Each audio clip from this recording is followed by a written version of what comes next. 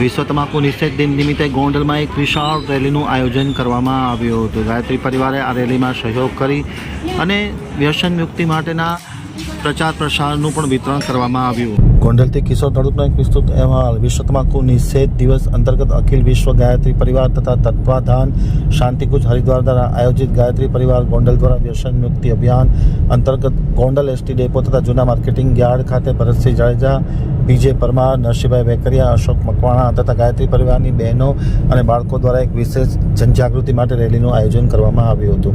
આ રેલી શહેરના રાજમાર્ગો પર ફરી હતી. ગોંડલ શહેર ભાજપના ઉપપ્રમુખ કિશોર ધડુકે આ રેલીમાં ખાસ હાજરી આપી તથા વ્યસન મુક્તિની પુસ્તિકા અને અન્ય યોગ સાહિત્યનું પણ બસ સ્ટેશનમાં ઉતારુઓને તથા એસટીના સ્ટાફને વિતરણ કરવામાં આવ્યું હતું. જૂના માર્કેટિંગ યાર્ડમાં વેપારીઓ અને મજૂરોને પણ આ સાહિત્યનું નિઃશુલ્ક વિતરણ કરી અને ખાસ કરીને લોકો વ્યસન મુક્ત બને તે પ્રકારની વાતાવરણ પ્રસ્થાપિત કરવા માટે આ કાર્યક્રમનું આયોજન